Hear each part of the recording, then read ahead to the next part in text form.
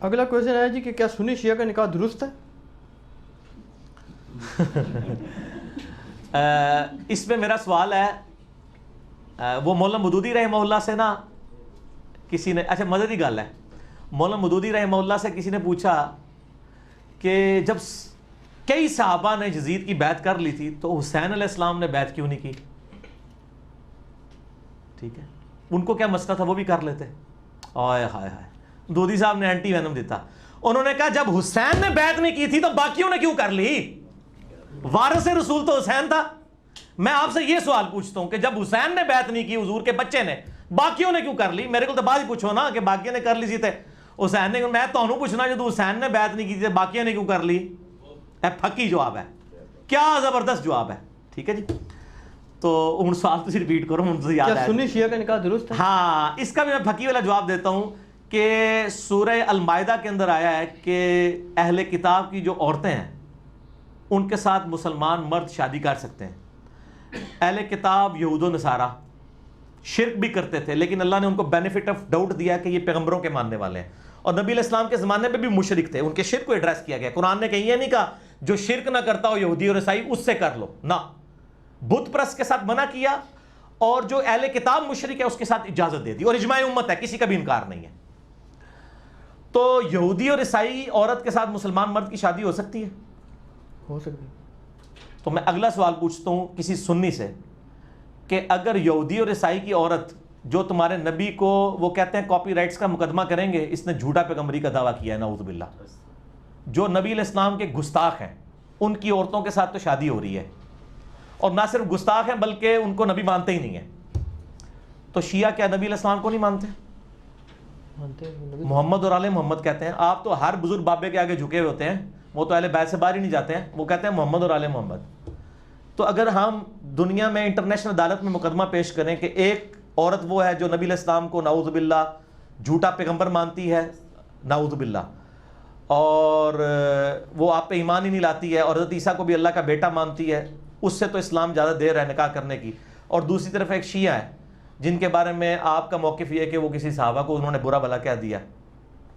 اور مجھے مولانا اسحاق صاحب کی بات یاد آ گئی، وہ فرمایا کرتے تھے کہ جی اسلام سے نکالنے کے لیے اسی چیز کا انکار ضروری ہے جو اسلام میں آنے کے لیے اقرار کیا جاتا ہے۔ اسلام میں آنے کے لیے ابو بکر و عمر کا کلمہ پڑھایا جاتا ہے، یا عثمان و علی کا، یا نبی علیہ السلام کا۔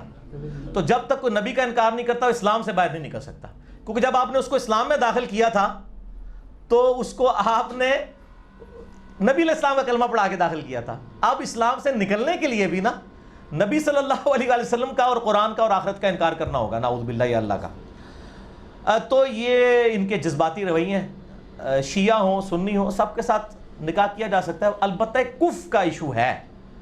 میں تو اگلی بات کرتا ہوں، میں سنیوں سے پوچھتا ہوں کیا کوئی بریلوی اپنی بچی کسی اہل حدیث یا دیوبندی کو دے گا؟ تو وہ تو شیعہ نہیں ہے، وہ تو سنیوں کے آف شوٹ ہیں۔ سر یہ سوال بدلے سنی شیعہ کا انکاح، اس سوال کو یہ کریں کہ بریلوی کی لڑکی کا دیوبندی کے لڑکے کے ساتھ ہو سکتا ہے؟ تو کہیں گے نہیں، دیوبندی کی لڑکی کا بریلوی، اوے آپس ہی نہیں کرتے، تسی ایڈے بڑے فرق ہی پہنچ گئے ہو، انہوں نے تو یہی مت نہیں ہے، بلکہ یہ آتی اور مماتی کا نکاح نہیں ہوتا دیوبندیوں میں آپس میں۔ رائے ونڈ سے فتویٰ نکلا ہوا ہے، باقاعدہ مفتی کی کال چڑھی ہوئی یوٹیوب پہ، تبلیغی جماعت والوں نے کال کیا جی ہمیں فتویٰ دیں، یہاں پہ ایک مماتی دیوبندی عالم دین ہے، اس کے پیچھے نماز پڑھیں، ان کا بدعتی ہے، اس کے پیچھے نماز نہیں ہوگی، تو بچی کا نکاح کہاں سے دیں گے؟ دیوبندی آپس میں نہیں ایک دوسرے سے نکاح کر سکتے میرے بھائی۔ ڈاکٹر طاہر قادری صاحب کے ماننے والوں کی بچی کا الیاس قادری صاحب کے ماننے والوں کے بچے سے نکاح نہیں ہو سکتا میرے بھائی۔ نقشبندیہ کا چشتیہ کے ساتھ نہیں ہو سکتا، وہ قوالی کے قائل ہیں، وہ قائل نہیں ہیں۔ تسی تو بہت بڑے دور ٹوٹ گئے ہو، کوئی بھی آپس ہی نہیں ہوتا، ٹھیک ہے نا جی۔ تو قرآن و حدیث میں جس بندے کو آپ مسلمان سمجھتے ہیں، مولویوں کے کہنے پہ نہیں، قرآن و سنت کی دلائل کی روشنی میں ہر اس بندے کے ساتھ نکاح ہو سکتا ہے۔ باقی کفر آپ دیکھیں، آپ اگر سمجھتے ہیں کہ ہم سنی ہیں، سنیوں کے ساتھ زیادہ کمفرٹیبل ہیں، تو بلکہ سنیوں کے ساتھ کیا وہ تو اپنے فرقے کے ساتھ کمفرٹیبل ہوتے ہیں۔ یہاں پہ کئی اہل حدیث مولویوں نے لیکچر ریکارڈ کرائے ہیں کہ جی اپنی بچیاں جو ہیں وہ حنفیوں کو نہ دیں، ٹھیک ہے نا۔ وہ تو اہل حدیث حنفی کا بھی نکاح نہیں ہوتا، لیکن بڑی حیران کن بات ہے کہ ٹی وی پہ سنی شیعہ کنفلکٹ کو اجاگر کیا جاتا ہے تاکہ امت لڑے، ورنہ ریالٹی ان مولویوں کی یہ ہے کہ اہل حدیث اور بریلوی دیوبندی بھی آپس میں شادی کرنے کے لیے تیار نہیں ہے، ٹھیک ہے، لہذا سوال ہی جعلی ہے۔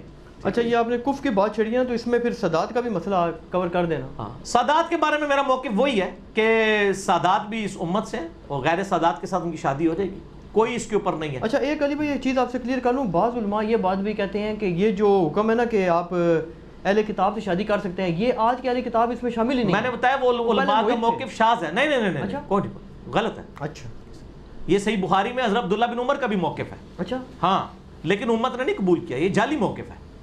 اس لیے کہ قرآن نے اس کی تفریق نہیں نہ کی. قرآن تو ایک ایک شرک کھول کے بیان کر رہا ہے, تو قرآن یہ کہتا ہے نا کہ اہل کتاب موحدین کے ساتھ کرو. اچھا ٹھیک ہے نا, یہ کہتے ہیں جو اہل کتاب اللہ کو ایک مانتے ہو نا جی اس سے ہوگا. ہم ان سے یہ پوچھتے ہیں کہ جو اہل کتاب اللہ کو ایک مان رہا ہے لیکن نبی علیہ السلام کو جھوٹا پیغمبر مان رہا ہے, تو آپ کی غیرت گوارا کرتی ہے؟ ہاں لیکن غیرت نہیں گوارا کرتی, لیکن آپ بھی مسئلہ مانیں گے کہ شادی ہو جاتی ہے, تو آپ کا مسئلہ تو پھر وہیں پہ ہے.